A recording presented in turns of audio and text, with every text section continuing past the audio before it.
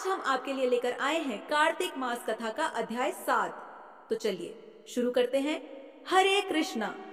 ये उस समय की बात है जब द्वारका के पास सतत नाम का एक राजा हुआ करता था। वो सूर्यदेव का बड़ा भक्त था और सूर्यदेव भी उस पर खास तौर पर खुश थे। अपने भक्त के प्रति प्रेम में उन्होंने सतत को स्यमंतक नाम की एक मणि दी थी। राजा सतत हमेशा उसे अपने गले में लटकाए रखते थे। इस मणि को पहनने से राजा ऐसे चमकते थे जैसे सूर्य देव खुद धरती पर उतर आए हों। ये सच में एक खास मणि थी। राजा ने अपने महल के मंदिर में एक मणि रखी थी और उसकी पूजा के लिए उसने अच्छे ब्राह्मणों को भी बुलाया था। ये मणि रोज लगभग 100 किलो सोना देती थी और साथ ही महल को हर तरह के बुरे प्रभावों से भी बचाती थी। एक दिन राजा सतराजित इस मणि को पहनकर द्वारिका आ गए। हालांकि द्वारिका के लोग उन्हें जानते थे, लेकिन उस मणि से निकलने वाली रोशनी इतनी तेज थी कि उस दिन कोई भी उन्हें पहचान नहीं पाया। सबको लगा कि शायद खुद सूर्यदेव द्वारिका में भगवान से मिलने आए हैं। कुछ बड़े लोग तो भगवान श्री कृष्ण के पास पहुंच गए और बोले, हे प्रभु, खुद सविता आपसे मिलने आए हैं। उनके प्रकाश से सब चकाचौंध हो गए हैं। यह सुनकर भगवान श्री कृष्ण मुस्कुराते हुए बोले, अरे, वो सूर्य नहीं है बल्कि सतत है, जो अपने ऐश्वर्य का प्रदर्शन करने आया है। कुछ समय बाद भगवान ने सतराजनी को राजा उग्रसेन को दे दिया, क्योंकि आखिरकार सभी बेहतरीन चीजें राजा को अर्पित की जानी चाहिए, ताकि राजा उन्हें समाज और अपने राज्य के भले के लिए इस्तेमाल कर सके। लेकिन अपने अहंकार और लालच के चलते सतत ने बिना कुछ सोचे समझे श्री कृष्ण के इस निवेदन को ठुकराने के कुछ ही दिनों बाद सतत के भाई प्रसेन ने अपने परिवार की दौलत दिखाने के लिए एक मणि गले में पहन ली और फिर घोड़े पर सवार होकर जंगल में शिकार खेलने चला गया।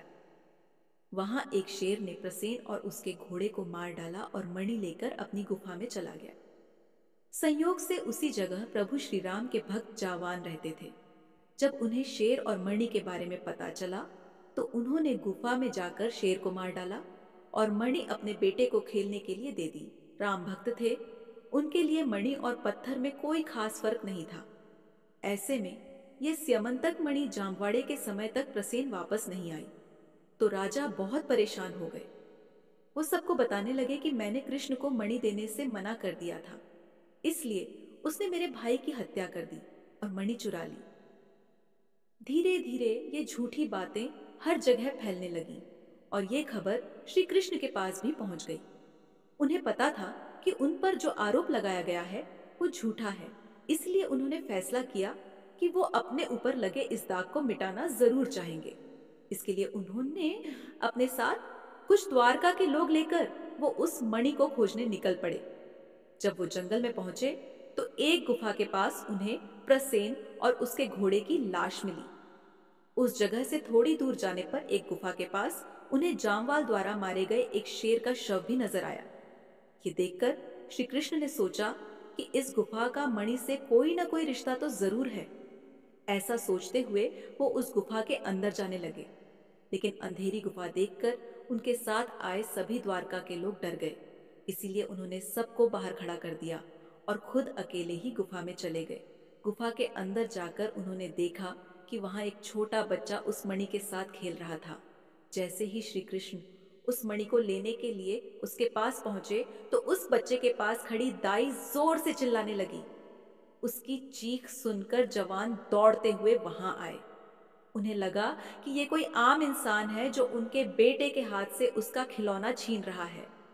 ये सोचकर उन्होंने बहुत गुस्से में श्री कृष्ण को लड़ाई के लिए चुनौती दी और फिर देखते ही देखते जवानों और श्री कृष्ण के बीच जबरदस्त लड़ाई शुरू हो गई। पहले तो उन्होंने अलग अलग अस्त्र शस्त्रों से युद्ध हुआ और इसके बाद दोनों ने पत्थरों, पेड़ों के तनों और अपनी अपनी मुट्ठियों से लड़ाई शुरू कर दी। ये लड़ाई 28 दिनों तक चलती रही और दोनों में से कोई भी थकने का नाम नहीं ले रहा था। आखिरकार जावान का शरीर अब जवाब देने लगा था।